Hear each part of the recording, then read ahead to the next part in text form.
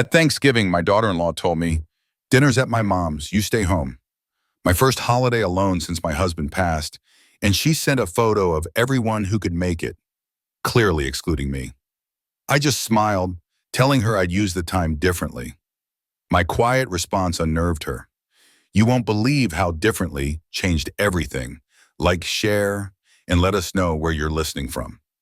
Eleanor stood in her kitchen, a 5-pound frozen turkey clutched in her hands, its icy weight a dull counterpoint to the cold dread settling in her chest. Serafina's words echoed, sharp and clear, in the cavernous silence of her home. "Dinner's at my mom's this year, Eleanor. You stay home and have a quiet day."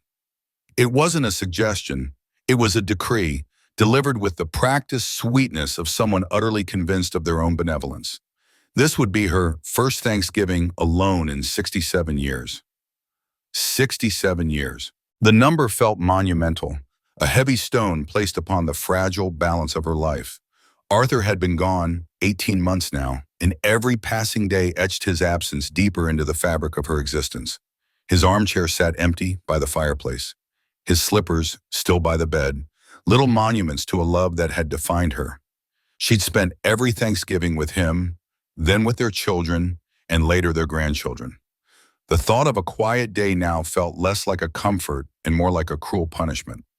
Later that afternoon, a notification buzzed on her phone. It was Serafina, of course. A photo, an elegantly set table, shimmering with crystal and polished silverware, a perfectly roasted turkey taking center stage. The accompanying text, deliberately casual, felt like a fresh cut. "So glad everyone who could make it is here. It's beautiful." Eleanor swallowed the bitter taste. Everyone who could make it.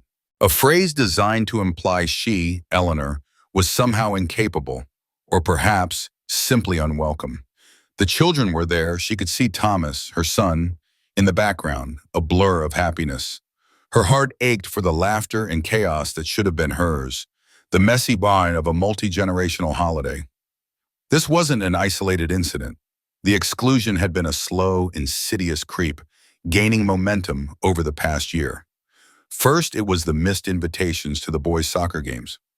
"Oh, we assumed you'd be busy, Eleanor," Serafina would say, a bright, empty smile gracing her lips. Then the school plays, the birthday parties, the casual Sunday lunches that used to be a given. Each time a new excuse, a new layer of distance. Eleanor remembered Thomas Jr.'s 5th birthday, a pirate-themed extravaganza. She'd bought him a beautiful wooden ship, meticulously crafted. Serafina had forgotten to tell her the time, ensuring she arrived after the cake, after the presents, after the magic. She saw her grandson's face light up for a moment, then dim as Serafina whisked him away, claiming he was tired. It hadn't always been this way. After Arthur's funeral, Serafina had been a constant presence, her arms around Eleanor, her voice soft with condolences. "We're here for you, Eleanor," she had promised, her eyes wide and seemingly sincere. For a few months, the calls had been frequent, the visits regular. Eleanor, raw with grief, had leaned on her daughter-in-law, grateful for the comfort. But gradually, imperceptibly at first, the calls had dwindled. The invitations had ceased. The gentle comfort had morphed into a polite, distant formality. Eleanor had tried to talk to her, of course. "Serafina, darling, I feel like I haven't seen much of the boys lately," she'd ventured one afternoon, her voice carefully neutral. Serafina had waved a dismissive hand, a faint irritation clouding in her features. "Oh, Eleanor, it's just been so overwhelming with work, the kids' schedules, all the social engagements. You know how busy life gets." Yet Eleanor knew Serafina's social calendar was brimming, her evenings filled with yoga classes, book clubs, and dinner parties that she eagerly documented on social media. The overwhelmed excuse rang hollow, a transparent veil over a deeper, unspoken truth. Each polite dismissal regarding family activities cut deeper than the last. It wasn't just the missed events, it was the feeling of being erased, of her presence being inconvenient, an unwanted relic of a past that Serafina seemed eager to discard. She was Thomas's mother, the boy's grandmother. She had earned her place in their lives through decades of love and dedication. Yet Serafina was chipping away at it, piece by agonizing piece. Even Beverly, Eleanor's own daughter, had noticed. "Mom, are you okay?" "Serafina's been distant, hasn't she?" Beverly had asked last week, her brow furrowed with concern. "I never quite trusted her, you know. Always a bit too sweet, a bit too eager to please on the surface." Beverly's words, though gentle, stirred a dormant unease. Eleanor had always tried to see the best in Serafina, for Thomas's sake, for the grandchildren. But Beverly's long-held reservations now seemed to resonate with a painful truth. Standing there, the frozen turkey still in her hands, the truth finally crystallized, sharp and undeniable. Serafina didn't just want a quiet Thanksgiving of for Eleanor. She deliberately didn't want Eleanor around. She was systematically severing Eleanor's connection to Thomas's children, building invisible walls, creating a new family dynamic where Eleanor was relegated to a forgotten periphery. The untouched turkey in her hands, intended for a small, hopeful family dinner, felt heavy with the weight of her foolish expectations. She had held on to the hope that things would eventually return to normal, that her grief was simply being misinterpreted, that Serafina's actions were born of stress, not malice. But the photo, the decree, the insidious pattern, it was all too clear. A sudden fierce spark ignited within her. No, she would not sit home wallowing in self-pity, a victim of Serafina's calculated neglect. Arthur would never have wanted that. Her spirit, though bruised, was not broken. She gently placed the turkey back in the freezer. It wouldn't be for her quiet Thanksgiving dinner. It would be for something else entirely. Just then her phone rang. It was Serafina. "Eleanor, just checking in. You're all set for your quiet day, right? I just thought, with everything, you could probably use some time to yourself to grieve properly." Her voice was syrupy, laced with an almost condescending pity. Eleanor took a deep breath. To her own surprise, her voice was steady, calm. "Oh yes, Serafina, I'm all set. And you're right, I will use the time very differently." There was a flicker of something in Serafina's tone, a subtle shift, as if Eleanor's placid response had thrown her off balance. "Good, good," she chirped, recovering quickly. "Well, we'll try to catch up sometime over the weekend, perhaps, when things aren't so hectic." A vague promise, easily broken, easily forgotten. Eleanor simply hummed in agreement. As she hung up, a strange, invigorating energy surged through her. The choice, the decision to reclaim her narrative, felt like a powerful current, sweeping away the fog of sadness and resentment. Serafina wanted her quiet. Serafina would get quiet. But it wouldn't be the quiet of defeat. It would be the quiet of careful planning. Eleanor sat in her car, the engine idling softly, the autumn sun casting long shadows through the bare branches of the oak tree in her driveway. A profound sense of empowerment settled over her, unfamiliar and exhilarating. It was the first time since Arthur's death that she felt truly in control, not merely reacting to the currents of grief or the dictates of others. The weight in her chest had lifted, replaced by a lightness she hadn't realized she'd missed. Her thumb scrolled across the screen of her phone, pausing on a name she hadn't sought out in years, a name that felt almost foreign, a relic from another lifetime. Sebastian. It had been over 2 years since their last brief exchange, a polite formality at a mutual acquaintance's wake. She took a deep breath, the crisp air filling her lungs, and tapped the screen. The phone rang twice, then a warm, familiar voice answered, a little rough with age, but unmistakable. "Sebastian? Sebastian, it's Eleanor Vance." Her own voice sounded surprisingly steady, a little breathless perhaps, but clear. A beat of surprised silence. "Eleanor, my goodness, what a lovely surprise. It's been far too long. How are you?" Then a gentler tone. "I was so sorry to hear about Arthur. He was a good man, a wonderful man." "Thank you, Sebastian. It's been difficult," Eleanor admitted, a pang of genuine sorrow still echoing in her words. "But I'm getting there. Slowly." She paused, then pressed on, her newfound resolve hardening. "I actually called for a rather unconventional reason." Sebastian chuckled, a sound that brought back a flood of memories. "Unconventional? That sounds like you, Eleanor." "Lay it on me." "Well," she began, a hint of a smile touching her lips, "it's Thanksgiving tomorrow. and it seems I'm rather uninvited this year. My daughter-in-law has made other arrangements for the family dinner. The words came out without the sting she might have expected, almost liberating in their honesty. Another pause. Uninvited? That's... Well, I'm sorry to hear that, Eleanor. That's not right. His voice held a genuine sympathy, devoid of judgment. Funny, actually. I was just wondering what I'd do with myself. Alara passed last year, you know. Eleanor's breath hitched. She hadn't known. Alara, Sebastian's wife, a kind woman she'd known vaguely through shared circles. Oh, Sebastian, I'm so sorry. I truly didn't know. No reason you would, he said, a quiet sadness in his tone. It's been a lonely year, to be honest. This is my first holiday without her, too. An idea, bold and unexpected, sparked in Eleanor's mind. So, she ventured, if you're also unattached for the holiday, would you care to have dinner with me? The words hung in the air, audacious and hopeful. Sebastian's laugh was brighter this time. Eleanor Vance, you never cease to surprise me. I'd be delighted. In fact, I have an even better idea. Do you remember that little inn we always talked about? The one in Galena? The place with the fireplace in every room and the restaurant overlooking the river? Eleanor's heart skipped a beat. Galena, the sleepy, historic town in Illinois, nestled along the Mississippi. The inn they had once fantasized about for their honeymoon, a lifetime ago, before paths diverged, before choices were made, before Arthur had entered her life. The DeSoto house, she whispered, the name a forgotten melody.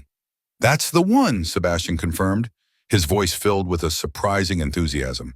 I bet they still have rooms. We could drive up tomorrow, have a real Thanksgiving dinner, somewhere nice, and just get away from it all for a day or two. The audacity of it, the sheer impulse, should have terrified her, but instead, a profound calm settled over Eleanor. It felt right, a decision decades in the making, finally coming to fruition in the most unexpected way. Yes, Sebastian, she said, a wide, genuine smile spreading across her face. Yes, I would love that. As she hung up the phone, Eleanor felt a rush of exhilaration, as if she had stepped off the edge of a cliff and, instead of falling, had discovered she could fly. The stagnant air in her home had dissipated, replaced by a fresh, invigorating breeze. She felt alive, truly alive, for the first time in what felt like an eternity. Her next stop was the mall. She marched with purpose, her stride lighter than it had been in years. She wasn't looking for Widow Black or Grandmother Practical. She was looking for something that spoke of renewed possibility, of quiet defiance, of a woman who had just rediscovered herself. In a boutique she usually only admired from afar, a saleswoman, young and impeccably dressed, approached her with a polite smile. Can I help you find something special today? Eleanor returned the smile, a genuine warmth radiating from her. In a way, yes, she said. I'm having dinner with an old friend, a very old friend. She gravitated towards a deep burgundy dress, its soft fabric flowing, its cut elegant and understated. In the dressing room, she slipped it on. The color brought out the faint blush in her cheeks, the silver in her hair, the spark in her eyes. She looked in the mirror, and for the first time in months, she saw herself again. Not just Eleanor, Arthur's widow, or Thomas's mother, or the boy's grandmother. She saw Eleanor a woman with her own history, her own desires, her own future. She wasn't defined by grief or by Seraphina's dismissal. She was just Eleanor. She bought the dress, and then on a whim, a pair of elegant, low-heel black pumps that felt wonderfully new, and a small, stylish overnight bag.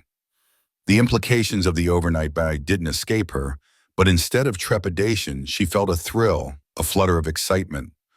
On her way out, she spotted a salon, a last-minute decision, but a firm one. Do you have any availability for a cut and color this afternoon? She asked the receptionist. Something fresh, something new. A new purpose hummed beneath her skin, a quiet revolution taking root. Back home, Eleanor carefully laid her new burgundy dress across her bed. Beside it, she placed the pearl necklace Arthur had given her for their 30th anniversary. She traced the smooth, cool surface of the pearls, remembering his hand on her neck as he fastened it, his eyes full of love. She realized, with a pang of regret, how long it had been since she'd worn anything that made her feel truly beautiful. Widow black had become her uniform, practical clothes her armor against the demands of the world. Today, that was going to change. Just as she was admiring the ensemble, her phone buzzed. A text from Beverly. "Hey mom, just checking in for tomorrow. How are you spending Thanksgiving? With Thomas and Serafina?" Eleanor paused, a small smile playing on her lips. She typed out a reply, a quiet revolution in every word. "Change of plans, darling. I'm having dinner with an old friend instead." Before she could even set her phone down, it rang. It was Beverly. Her voice, usually calm and measured, was laced with surprise, almost alarm. "Mom, what old friend? Who are you having dinner with? Is it Sebastian Wellington, your old boyfriend, Sebastian Wellington?" The question hung in the air, charged with unspoken history. Eleanor chuckled, a genuine, light sound that surprised even herself. "Yes, Beverly, it is Sebastian. But don't you worry, it's just dinner. He's a widower now, too. We're just two old friends, sharing a meal, escaping the solitude of the holiday." "Just dinner?" Beverly's tone was skeptical, tinged with a playful accusation. "Mom, you always said he was the one who got away. You can't just casually have dinner with the one who got away after all these years." Eleanor sighed, a familiar fond exasperation creeping into her voice. "Beverly, that was decades ago. And please, let's not dredge up old history. Arthur has been gone 18 months. 18 months. There's no prescribed timeline for grief, darling. I am simply choosing to live my life." She realized, as she said it, that this decision had nothing to do with Serafina directly. It wasn't an act of revenge, not really, but Serafina's actions, her calculated exclusions, had certainly been the catalyst, the final push she needed to step out of the shadows. Her gaze drifted to the framed photos on her bedside table. Arthur, younger, his smile crinkling the corners of his eyes. Arthur with their children as toddlers. Arthur and Eleanor on their 50th anniversary, his arms strong around her. A wave of love, pure and uncomplicated, washed over her. She knew Arthur. He wouldn't have been jealous. He would have wanted her to find joy, to live fully, to embrace happiness wherever she could find it. He had always been that kind of man. She picked up a small silver frame featuring a candid shot of Arthur laughing, his head thrown back. "Am I doing the right thing, old man?" she whispered, her thumb brushing his image. The silence that followed wasn't empty. It was peaceful, reassuring. She wasn't asking for permission to live, not anymore. She was simply acknowledging his enduring presence, knowing he'd approve. A sharp, insistent ring startled her. The doorbell. Who on earth? She glanced at the clock. It was almost 5. Too early for Sebastian, too late for a casual drop-in. She opened the door to find Serafina standing there, a plastic container clutched in her hand. Her daughter-in-law's eyes, sharp and assessing, immediately swept past Eleanor and landed on the small overnight bag by the hall table, which Eleanor, in her excitement, had neglected to hide. "Eleanor, what a surprise. I was just passing by," Serafina chirped, her smile a little too wide, a little too saccharine. Her gaze lingered on the bag, then snapped back to Eleanor's face, a question burning in her eyes. "Going somewhere, dear. What are your plans?" The word plans was delivered with a pointed curiosity, bordering on suspicion. Eleanor met her gaze, a small, knowing smile playing on her lips. "Yes, dear, a change of plans, actually. I'm having dinner with a friend." She deliberately kept her answer vague, withholding the details she knew the Serafina would undoubtedly pry for. Serafina's smile faltered, her brow furrowing almost imperceptibly.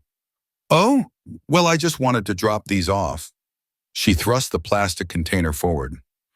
Inside, Eleanor could see a few wilting pieces of pre-cut celery, a half-eaten potato, and a scattering of onion skins. "My mother's doing, you know. She always makes so much, and I just thought, with you all alone tomorrow, these might help with your dinner, so you don't have to cook too much." The offering was a clear, subtle jab, implying Eleanor was an afterthought, worthy only of scraps from the real family meal. "How very thoughtful of you, Serafina," Eleanor said, taking the container, her voice flat. She could feel Serafina's eyes still raking over her, trying to decipher the unread chapter in Eleanor's day.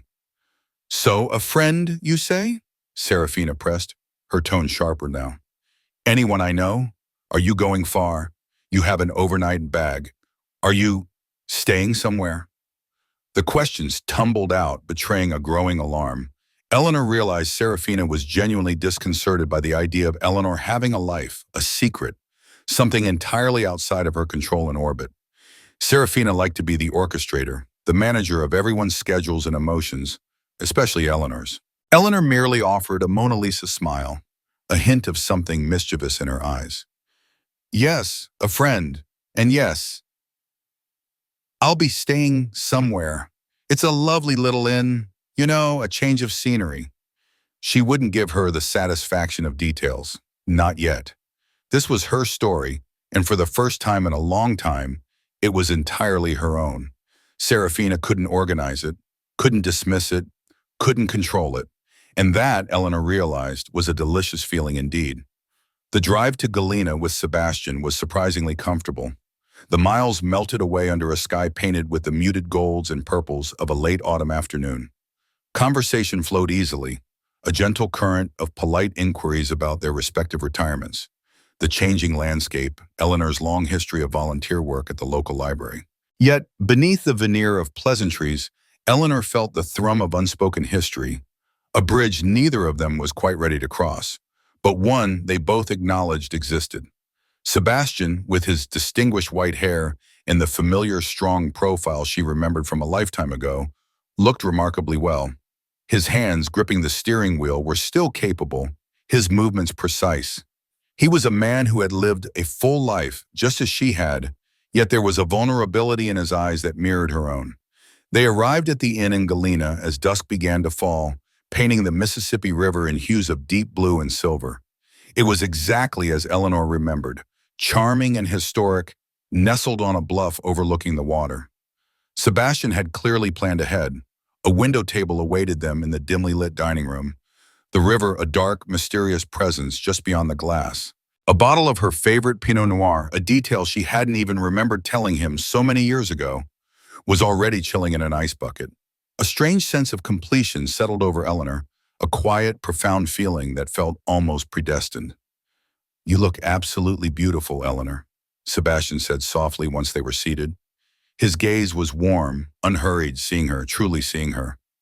I have to admit, I was a little nervous. It's been a long time. Eleanor laughed, a genuine, unforced sound that bubbled up from deep within her. Nervous? At our age, Sebastian, I think we're well past the stage of nerves. We've earned the right to just be. He smiled, a mischievous glint in his eyes. Ah, but there are still rules, my dear, even for us, like no talking about our aches and pains on the first date. The phrase first date sent a surprising flutter through Eleanor's chest, a ghost of youthful excitement. They ordered a traditional Thanksgiving meal, roast turkey, cranberry sauce, mashed potatoes. Comfort food, Eleanor thought, for what promised to be a delicate conversation ahead. As they ate, Sebastian pulled out his phone. I want to show you someone, he said, scrolling through his photos. My daughter Sarah, and her children. They live in California. He showed her a picture of a vibrant, dark-haired woman, her arm around two laughing children. Sarah is wonderful, he said, his voice laced with fatherly pride. And these are my grandchildren. That's Mark. He's 10. And this little one, he zoomed in on the younger girl, a bright-eyed child with a cascade of dark curls. This is Chloe. She's 7. Sebastian paused, a slight tremor in his voice. Funny thing, Eleanor. Whenever I look at Chloe, I see a bit of you. She has your determination, that way of tilting her head when she's thinking deeply about something. Eleanor looked at the photo, then back at Sebastian. Her mind registered the child's features, a faint flicker of recognition, but her thoughts were still catching up. Determination, the tilt of the head. It was then, looking into Chloe's bright, inquisitive eyes, that a physical blow struck her. Her breath hitched. The world seemed to tilt on its axis.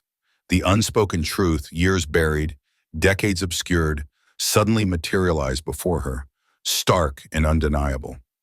Sarah has your eyes, Eleanor, Sebastian said softly, his voice gentle, almost a whisper. Your determination, always.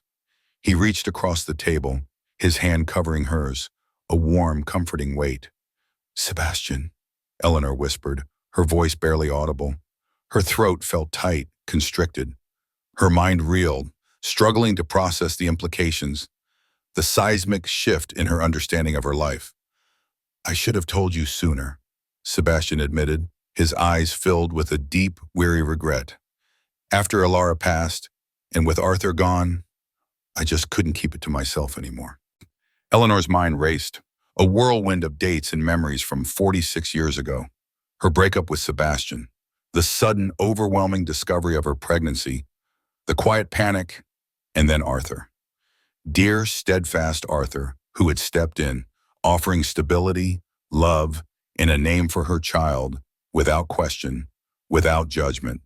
He had embraced Thomas as his own, unconditionally. She looked at Sebastian, her eyes wide with a question she didn't dare voice, but he seemed to read it anyway. "Arthur," she whispered, did he know?" Sebastian squeezed her hand. "Not for certain, Eleanor. We never spoke of it directly, but I always suspected he knew, or at least had his suspicions. He was an incredibly insightful man. But one thing I do know," he added, his gaze unwavering. "He loved Thomas as his own son, fiercely, unconditionally. This story is far from over. Stick around to hear how this incredible revelation unfolds. And remember to like, share, and subscribe to follow Eleanor's journey." Eleanor stared at Sebastian, the intricate patterns of the table linen blurring before her eyes. The turkey on her plate, once a symbol of comfort, now seemed tasteless. "How long?" she finally managed to whisper, her voice thin. "How long have you known, Sebastian?" He sighed, a long, weary exhalation that seemed to carry the weight of decades. "I suspected when Thomas was born," he admitted, his gaze steady. "You said he was a bit premature, but I remembered our last few weeks, the timing. And then, when I saw him for the first time, when Arthur brought him by the office, there was a look in his eyes, Eleanor. Something familiar. Something that just clicked." He shook his head. "But you were married. You seemed happy. And I was young, frankly, and scared. So I let it be. It wasn't my place to interfere." Just then, the waitress arrived, gliding between tables, oblivious to the seismic shift occurring at theirs. She inquired if everything was to their liking, her smile bright and professional. Eleanor managed a weak nod, the normalcy of the moment feeling utterly surreal. Once the waitress had departed, the silence hung heavy, broken only by the distant murmur of other diners. "When did you know for sure?" Eleanor pressed, her voice barely above a whisper. Sebastian took a deep breath. "About 10 years ago, Thomas needed a blood transfusion, a complication from a surgery. Arthur wasn't a match, not for the specific type Thomas needed. The doctors suggested they look at a broader genetic panel to understand potential hereditary conditions. Thomas called me. He was very careful, very casual, said they were looking into family history for a research panel, and asked if I'd be willing to be tested given our shared past." He paused, a wry twist to his lips. "I was a perfect match, Eleanor. For everything. It was undeniable." Eleanor's heart hammered against her ribs, a frantic drumbeat in her ears. She pushed her plate away, the food suddenly unappetizing. "Did you tell him?" she asked, the words catching in her throat. "Did you tell Thomas?" "No," Sebastian said softly, his eyes filled with a profound sorrow. "I didn't have to. Thomas, he's a brilliant man, Eleanor. He figured it out. He started asking questions about college, about our breakup, about the timing, questions he'd never asked before. He was piecing it together." Sebastian looked down at their joined hands. "I told him that Arthur was his father in every way that mattered, that Arthur raised him, loved him, shaped him into the man he became. I told him I wouldn't ever undermine that." Eleanor felt a fresh wave of emotion wash over her. Thomas, her Thomas. He had known, or at least strongly suspected. He had sought out his biological father not to replace Arthur, but to understand his own history, his own being. She thought back to the subtle shifts in Thomas's conversations over the years, his increasing curiosity about genetics, his pointed questions about family traits, the way he would sometimes tell stories about her past that didn't quite add up with the official narrative. She had dismissed them as mere curiosity then, But now, they were fragments of a hidden truth, signals she had been too blind, too safe in her comfortable narrative to recognize. "Did he ever say anything to you?" Sebastian asked, his voice gentle. Eleanor shook her head, tears pricking at her eyes. "Not directly, but before he got sick, he started talking more about the importance of family, of knowing where you come from. I thought he was just being sentimental. Now I realize." Her voice trailed off, lost in the enormity of the realization. He had been trying to tell her, trying to prepare her. She looked out at the dark flowing river, its ceaseless current a metaphor for the relentless passage of time, for the secrets carried beneath the surface. Her life, her entire understanding of her family, was being rewritten in this quiet dining room. She saw Arthur's immense generosity, his steadfast love, his silent sacrifice. She saw Sebastian's own difficult choice, his paternal love kept at a distance for the sake of her happiness, for Thomas's stable upbringing. And she saw Thomas, intelligent and compassionate, finding a way to honor both fathers, to connect with his roots without breaking the bonds of his upbringing. "Why are you telling me now?" she asked, her voice thick with emotion. Sebastian's eyes were wet, glistening in the soft light. "When Thomas died, Eleanor," he said, his voice cracking, "I realized I had lost my son twice. Once when I gave him up, and again when he passed. I couldn't bear the thought of losing you too, not now, not when we're both alone." He squeezed her hand tighter. "Can we, Eleanor?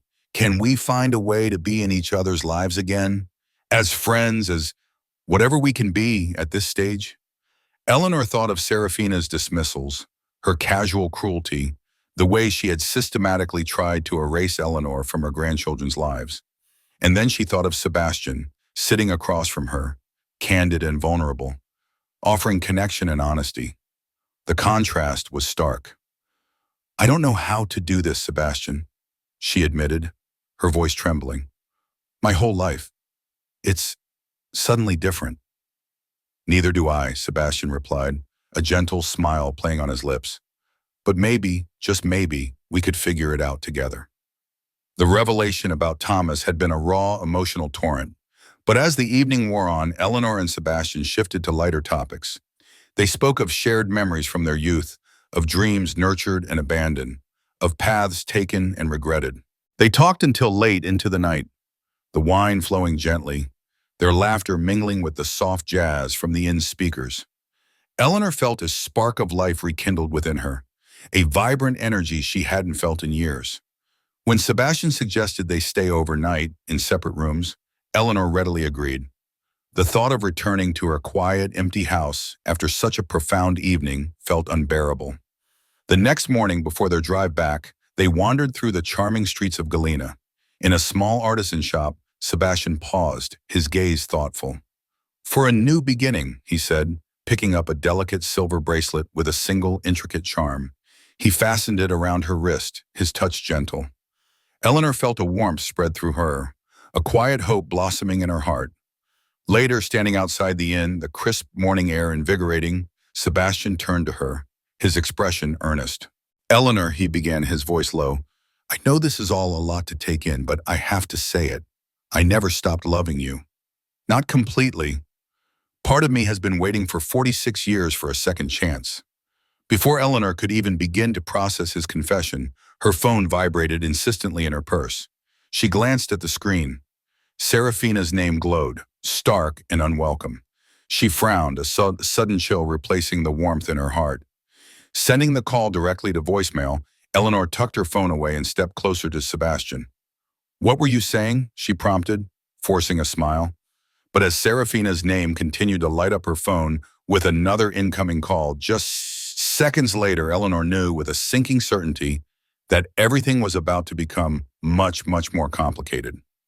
She ignored her phone completely until the next morning, cherishing the quiet conversations and renewed connection with Sebastian. They had parted ways at their separate hotel room doors with a lingering glance and a promise to speak again soon. But the peace was short-lived. Waking up in her own bed the following day, the morning light streaming through her window, Eleanor immediately saw the blinking notification on her phone. 17 missed calls and 23 frantic texts. all from Serafina. A cold dread seeped into her bones. She started scrolling through the messages, a mix of angry demands and frantic questions about her whereabouts. With a sigh, Eleanor decided to check Facebook, a habit she'd picked up from Beverly. As she scrolled, a photo on the inn's official page caught her eye. It was an image from the previous night, taken in the dining room. There she was, at her window table, with Sebastian. They were smiling, leaning toward each other, looking undeniably intimate. The photographer had captured them in a moment of genuine connection. Then, a fresh wave of unease prompted her to check Sebastian's personal Facebook profile. His most recent post was a stunning photo of the sunset over the Mississippi River, taken from their table with the caption, "Perfect ending to a perfect day with someone special." Eleanor's blood ran cold as her eyes scanned his profile information. Beneath his name, plain for all to see, it read, Sebastian Wellington, founder and former CEO of Wellington Insurance Group. Wellington Insurance Group, the name reverberated in her mind like a gong. It was the same company that held Thomas's life insurance policy, a policy Serafina had tirelessly, almost obsessively, managed since Thomas's passing. A policy Serafina had repeatedly described as keeping our family afloat. As if on cue, her phone rang again, Serafina's name once more flashing on the screen. This time, Eleanor answered. "Eleanor, where on earth are you? I've been calling you relentlessly. What is going on?" Serafina's voice was tight with anger, barely restrained. "I'm home, Serafina," Eleanor replied, her voice calm despite the tremor in her hands. "I was in Galena, with Sebastian." A sharp, audible gasp came from the other end of the line. "Galena? With Sebastian? Do you have any idea what you've done?" Sebastian Wellington is the CEO of the company that holds Thomas's life insurance policy. Serafina practically shrieked, her composure shattering. Eleanor was truly stunned. Sebastian hadn't mentioned a word about his connection to the insurance company, let alone the extent of his role. A new, unsettling layer had just been added to the already complex tapestry of her life. "That policy, Eleanor, is keeping our family afloat," Serafina continued, her voice rising in pitch. "Our children's future depends on it. And you're off gallivanting, sleeping with the man who controls our family's financial future? Have you lost your mind?" "I am not sleeping with anyone, Serafina," Eleanor retorted, a surge of anger finally breaking through her shock. "And my personal life is none of your business. I am a widow, not a nun. I am allowed to have friends, to live my life." Serafina's voice cracked, venomous. "Oh, friends! You think I'm stupid, Eleanor? Running off to some inn with random men, jeopardizing your grandchildren's security because you can't be bothered to grieve properly?" "Sebastian is not a random man, Serafina," Eleanor said, her voice firm. "We have a long history together." "A long history?" Serafina latched onto the phrase, her tone sharp with suspicion. "What kind of history, Eleanor? Tell me exactly." "A long history?" Serafina's voice crackled, sharp as broken glass through the phone. "What kind of history, Eleanor? Tell me exactly." Eleanor's mind raced. She couldn't tell Serafina about Thomas's true parentage. Not like this, not over the phone, and certainly not to her. "We dated in college, Serafina," she said, her voice strained, "before I met Arthur. It's really quite simple." "Oh, simple is it?" Serafina sneered. "Or are you just having a midlife crisis, Eleanor? Arthur's gone, so you're running off with the first man who gives you attention? It's pathetic, honestly." A flush of anger spread through Eleanor. "Arthur has been gone for 18 months, Serafina," she retorted, her voice firm, "and I am allowed to have relationships. My life didn't end with his death." "Not with the man who controls our insurance money?" Serafina shrieked, her control completely slipping. "Since when?" Eleanor asked, her voice dangerously quiet. "Is Thomas's life insurance policy our money, Serafina?" "It was Thomas's policy." "It's my money," Serafina spat, her voice hardening with venom. "I am a single mother now, Eleanor. I sacrificed my career, my potential, for Thomas's ambitions. This money is what's keeping me and the boys afloat, and you have no right to jeopardize that with your selfish little escapades." "Selfish?" Eleanor echoed, incredulous. So because you claim to be struggling, I'm not allowed to have a personal life? That's what this is about, isn't it? You want me isolated, dependent on your good graces, so I won't interfere with your carefully constructed narrative. You're so naive, Eleanor, Serafina mocked, a chilling certainty in her voice. You think you can just waltz back into some old flame's life and it won't have consequences? Do you honestly believe a company isn't going to look at that relationship and wonder about conflicts of interest? You're jeopardizing the boy's financial security, you fool. Sebastian doesn't make individual claim decisions, oh, Serafina, Eleanor countered, trying to appeal to logic, though she knew it was futile. And insurance policies aren't canceled because of who someone dates. That's absurd. Everything revolves around money, Eleanor. Serafina's voice was a low snarl now. And if you can't see that, then you're more naive than I thought. You're just a lonely old woman, desperate for male attention, risking your grandchildren's future for some pathetic romantic fantasy. Eleanor felt a cold calm descend upon her. This wasn't about the insurance, not really. This was about control. Serafina's carefully constructed world, where she was the long-suffering widow, the sole guardian of her children's future, was being threatened. Eleanor, stepping outside her prescribed role, was a wrench in that machine. Serafina wanted her isolated, helpless, and completely beholden. Without another word, Eleanor quietly ended the call and then, with deliberate calm, powered off her phone. Sebastian, who had been watching her closely from the sofa, immediately straightened. Eleanor, what's wrong? You look shaken. That was Serafina, Eleanor said, her voice flat, the anger now replaced by a chilling realization. She's accusing me of jeopardizing Thomas's life insurance policy. Apparently, you're the CEO of the company that holds it, and she thinks I'm having an affair with you to influence it. Sebastian's eyes widened, a flicker of genuine surprise in them, quickly followed by a dark, knowing look. He stood up and came to sit beside her, taking her hand. Eleanor, I retired from day-to-day operations at Wellington Insurance over 2 years ago. I'm no longer the CEO. My son took over. More importantly, the day I found out Thomas was my biological son, I stepped away from any and all involvement with your family's accounts. Conflict of interest, you understand. Eleanor stared at him, her mind struggling to comprehend. But she said you controlled it, that it was keeping her family afloat. She's been implying for months that she's barely getting by, that the payments are tight. Sebastian squeezed her hand. Eleanor, Serafina has been fabricating things. Thomas's policy was substantial, a very substantial sum. He paused, choosing his words carefully. It was structured so that 50% went directly to Serafina, 25% into a trust for each of the boys for their education and future, and he hesitated, then met her gaze. And $25,000 was designated for you, Eleanor, to be paid immediately after his passing. Eleanor gasped, a sharp, choked sound. The world swam around her. $25,000. For her, she had never received a penny. Serafina. She had lied.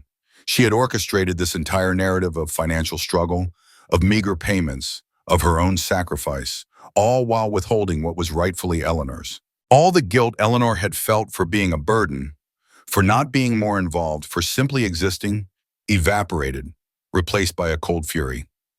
She never submitted the paperwork for your portion, Eleanor, Sebastian confirmed, his voice heavy with regret. When Thomas died, I had the legal department follow up.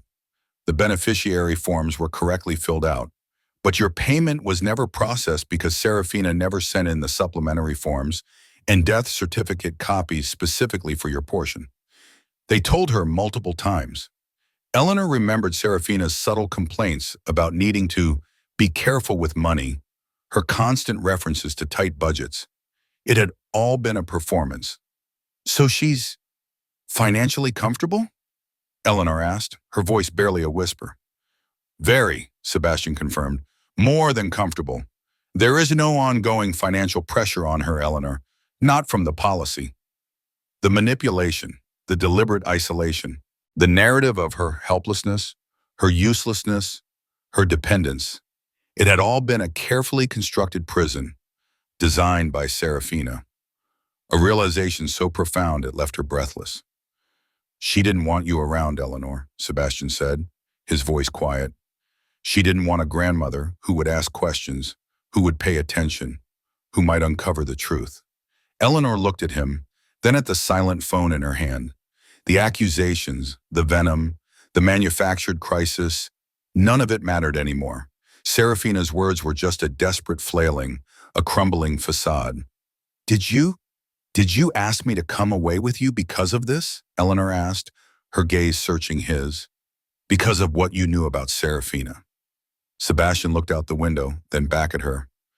Partly, yes, I admit it. I saw what she was doing. But mostly, Eleanor, he said, meeting her eyes.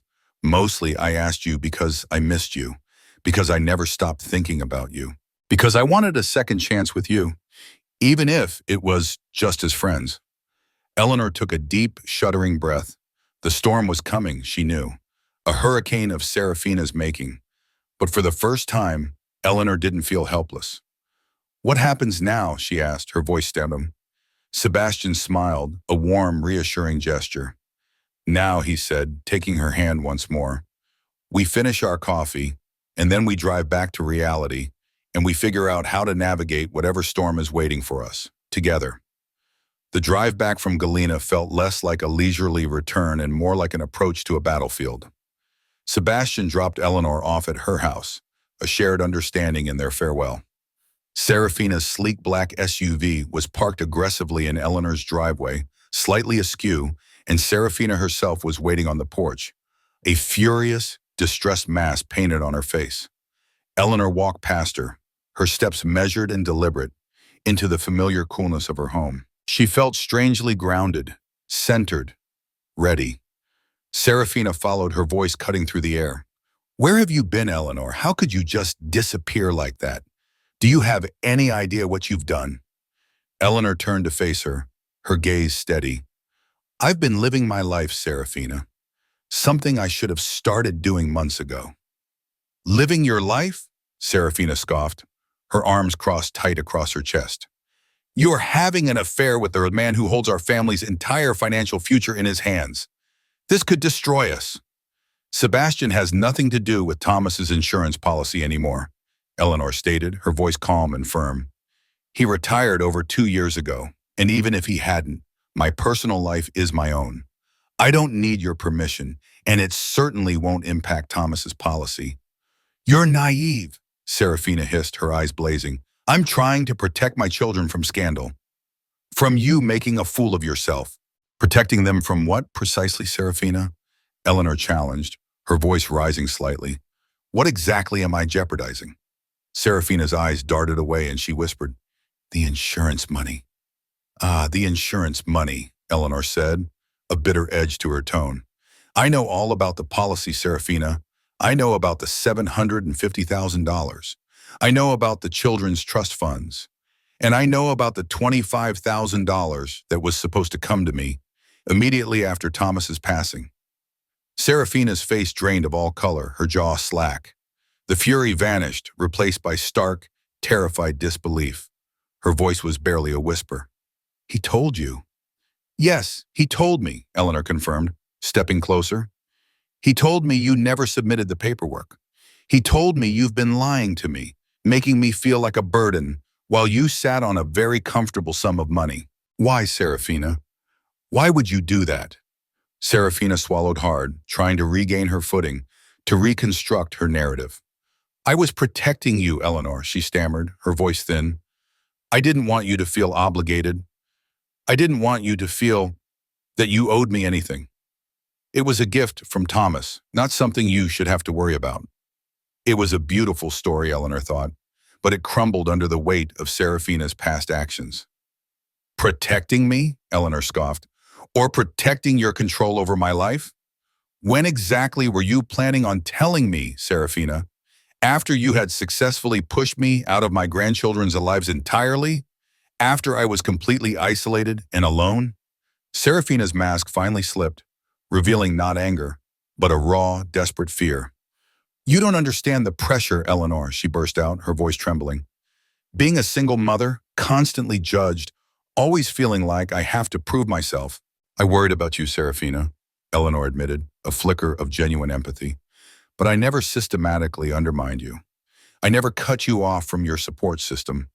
So you decided to solve that problem by cutting me out entirely. I was setting boundaries, Serafina cried, her voice rising. I needed to figure out how to be a mother without constantly being evaluated by you, by everyone. Boundaries? Eleanor challenged, her voice sharp, or deliberate exclusions. Thanksgiving? The boys' soccer games? Their school plays? Those weren't boundaries, Serafina. Those were calculated slights. Serafina's eyes hardened, a chilling, bitter hatred flashing within them. You're suffocating, Eleanor, she spat. Thomas used to complain about it all the time. Your constant interference. Eleanor stared at her, stunned. It was a vicious lie, a twisting of history. How would you know, Serafina? Eleanor asked, her voice dangerously quiet. You weren't there for most of our marriage. For most of Thomas's life, for that matter. She took a deep breath, the truth bubbling up, undeniable.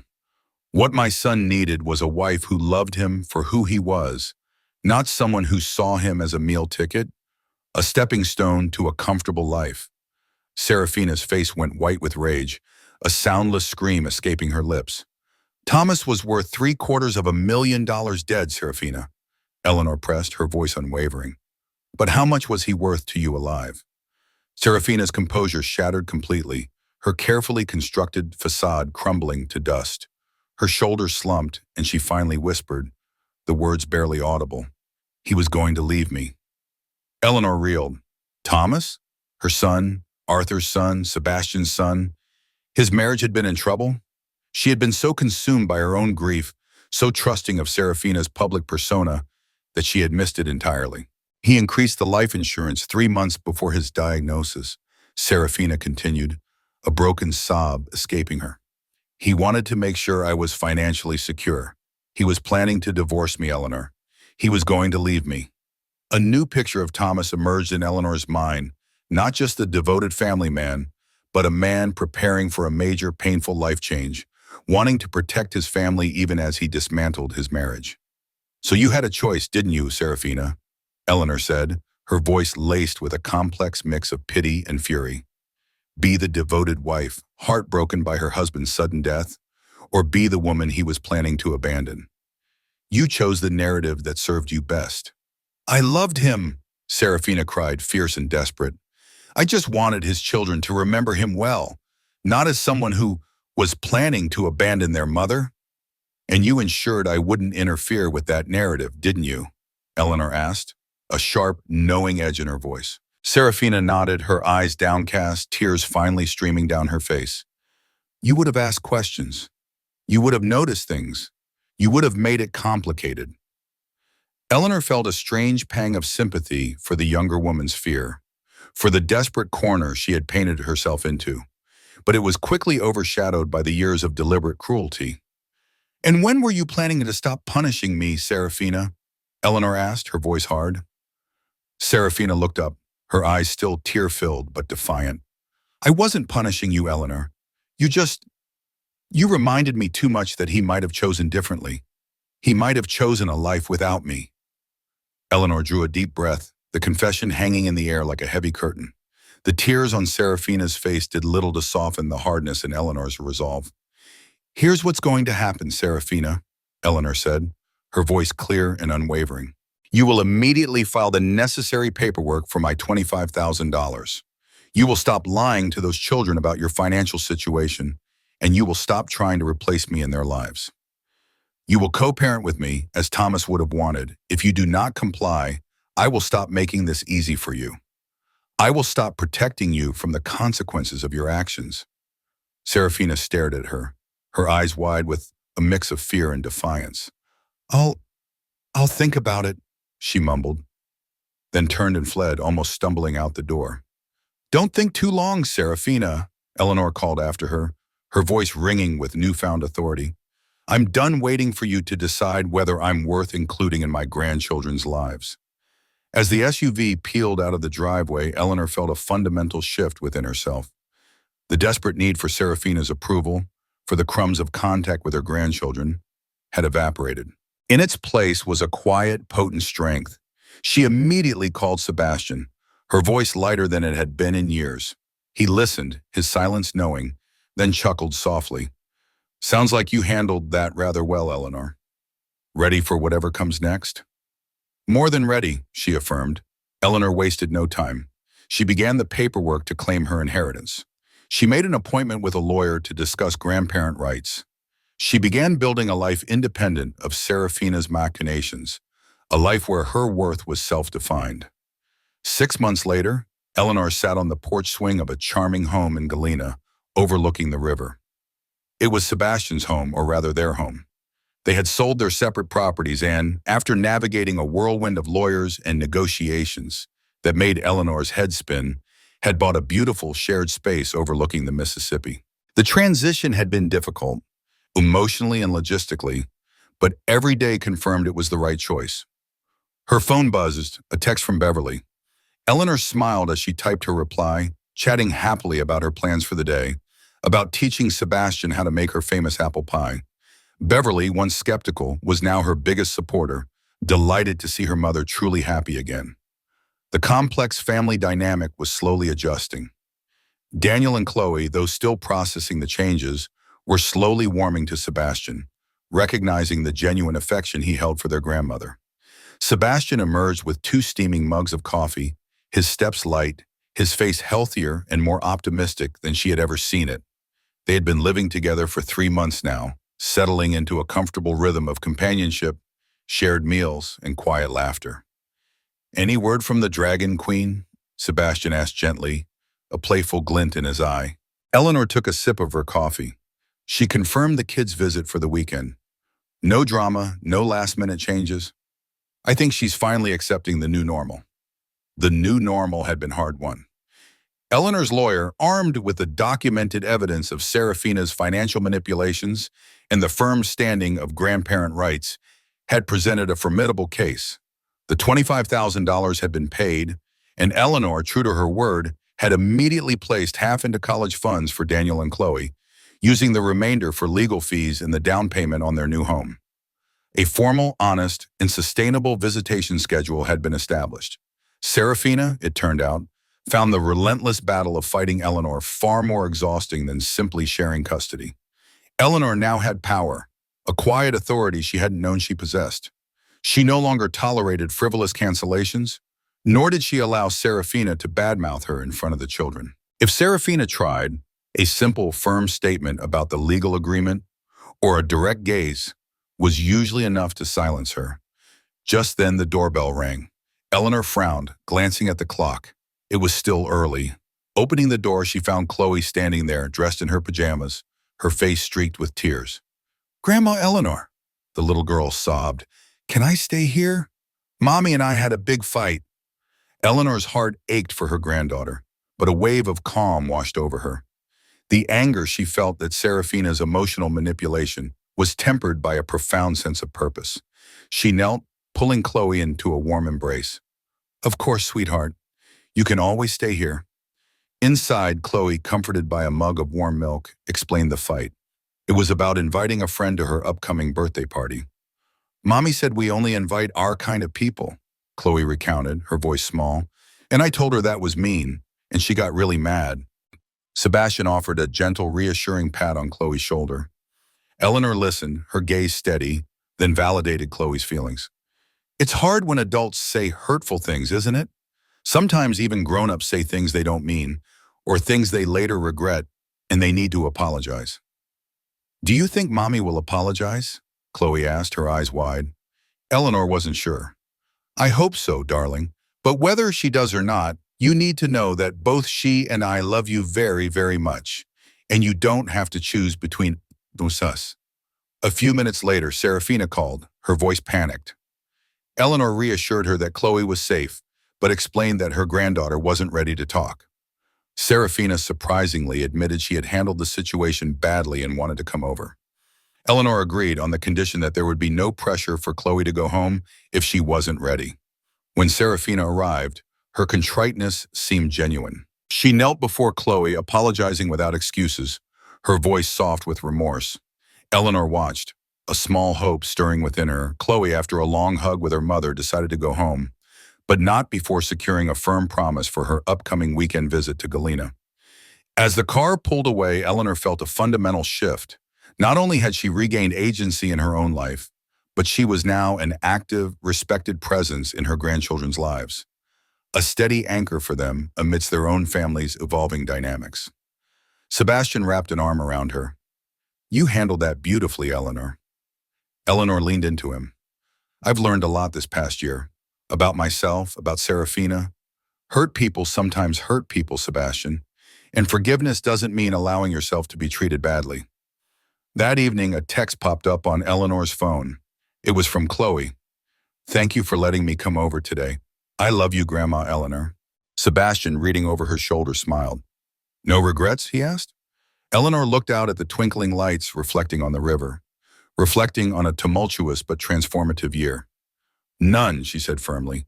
"Not a single one." Another text arrived, this one from Daniel. "Mom says we can come fishing with Sebastian next weekend." Eleanor laughed, a full, joyful sound. The future would have its negotiations, its growing pains, she knew. But Eleanor was ready. She was equipped with love, with resources, with a profound sense of self-worth. "I love you," she told Sebastian, her voice soft with genuine emotion. He squeezed her hand. "I love you too, Eleanor. Thank you for giving us a second chance. Thank you for being worth the wait."